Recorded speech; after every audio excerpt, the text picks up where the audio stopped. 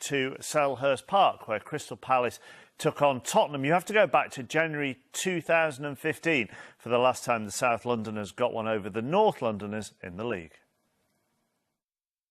2015 for the last time the South Londoners got one over the North Londoners in the league. I think on the end we achieved what we wanted, and yes, it's true that we have some chances before to score, and I think fully deserved the victory. On the end, we are so happy. I think the 3 point put us in a very good position on the table to fight for the top four, and I think happy for the performance and for the result. Disguise my feelings in that way, and I feel really bad for the players because I think that they after the game, obviously you see them in the dressing room, you see how disappointed and flat they are and how frustrated that they couldn't just see the game through those last few minutes. And as a coach and manager, you don't quite know what to say to them really, because praising them for their performance doesn't mean much when you know that the performance has not given you anything in terms of points. We had a few chances. I had a couple of good chances, and as it starts to get to the end of the game, you think, oh, it's going to be one of them. But we kept plugging away, we kept creating them, and that's what they did. And definitely relief, because it was a big game for us, and it puts us in a great position now. Roy Hodgson's not the only one banging his head against his seat. You were as well during that, because it wasn't the greatest game of football. It wasn't very pretty, was it? But Tottenham won't care. They left it late. I know they deserved to win. They created enough chances to have won the game, but it was such a poor standard from both teams. They were just off the pace, weren't they, Spurs? Right? It was one of the most frustrating games of football I think I've watched in a long, long time. I think Spurs were, although they controlled the game, I thought they were so wasteful and sloppy in the final third season on his own. And to do that when you've missed so many chances just shows the character of Harry Kane. So, fair play to him. Yeah. You're obsessed with Belgian strikers this evening. No, it wasn't a very good day for Christian Benteke. So if he's watching now, I suggest he turns over. I don't think he will. In 90 minutes, he touched the ball once in the opposition box. In 90 minutes, he touched the ball 4 times in 90 minutes in the final third. I mean, that is not really acceptable. It was a poor performance from him. If you're scared to miss chances and get in the position. 22 appearances, 2 goals this season. Hasn't scored at Selhurst Park this season, and he will not score so long as he keeps doing that and so long as he is scared to miss chances. And that's what I was going to say, because a lot of those examples that we saw there, you would say that's a confidence issue, isn't it? I mean, Christian Benteke is an international striker who has had good Premier League seasons, particularly at Aston Villa. Yeah. So it must be confidence.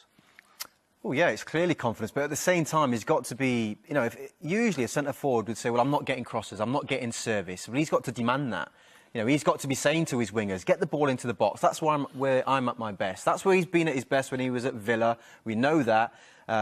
Palace had gone to that type of play at times, but it's the simple things for me. When you compare him and Lukaku a few years ago, they're actually neck and neck. Now look at the difference between them. What he did today was he was hiding, and it's like when you get a midfielder who passes the ball, then stands behind another player, so no one can find him. It's not my fault. It's like making excuses. You've got to take responsibility. You've got to be a leader in your team. You've got to try at least to score goals and not be afraid to miss. Otherwise, you'll never score. But is it the responsibility of his manager, his coaches and his teammates to try and drag him out of this malaise? Oh, it's everyone, yeah. First and foremost, it has to come from him. Yeah. He's got to show and earn his manager's belief that he can actually go out and do something different. Roy obviously thinks that, because he spent money on a centre-forward, and he actually played him on the left-hand side today, very much like he did at Everton a few weeks ago. But it has to come from the player first and foremost. We're going to talk Dele Alli next. Do you want to call this bit of analysis what? Delegate. Yeah. Thanks for that. Seriously, look how pleased he is with himself. Why can't he ride the challenge and try and get the ball? We see that week after week with Lionel Messi. How many times does he ride challenges when guys are coming in to tackle him? Because if he'd have gone knee into keeper, that would have hurt. Hurt who? Well, it would have hurt Hennessy. But it could have hurt him as well, couldn't it? It would have hurt Hennessy more. Look, he's going down before, and you can see what he's trying to do. He's trying to trick the referee into giving him a penalty. It's as simple as that.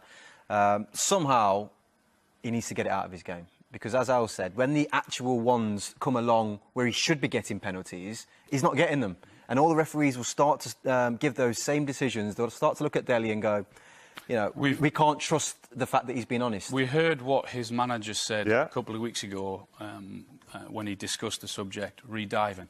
It has to come from the manager. It has to come from him to tell him, look, you cannot keep on doing this. You've got huge potential as a player. Let's talk about him as a footballer, and not about him constantly diving, because it seems as if we're talking about him doing it every week now.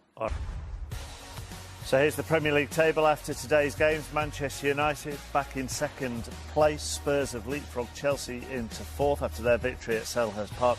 Palace remain teetering above the relegation zone in 17th, only above Swansea on goal difference. Of course, it was the League Cup final today as well. Manchester City beating Arsenal by 3-0 to start the trophy haul under Pep Guardiola.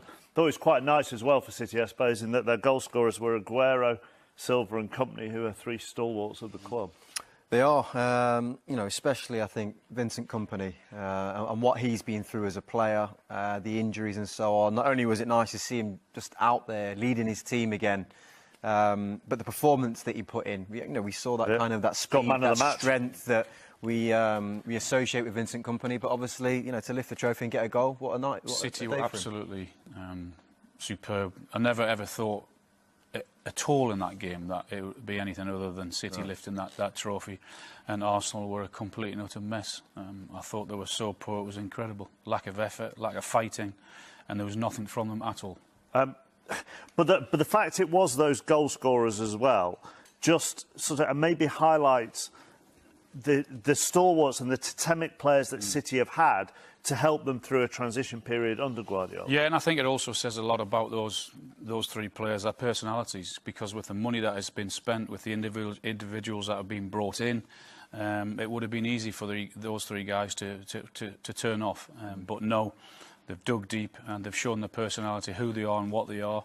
And I think it's hugely significant that they've played such an important part in the last few years with Manchester City, and now also that they're going to do the same in the next few also. And criticism will be hurled at Arsenal for that performance, even though it was against City. Rightly so. You know, I have to say, I think there are certain things that was going on in that game, I suppose, that you can't defend. You know, I think if you get passed off the park, as City can do that to you, then fair enough. But when it comes down to a lack of effort, you know, I don't think that's something that the fans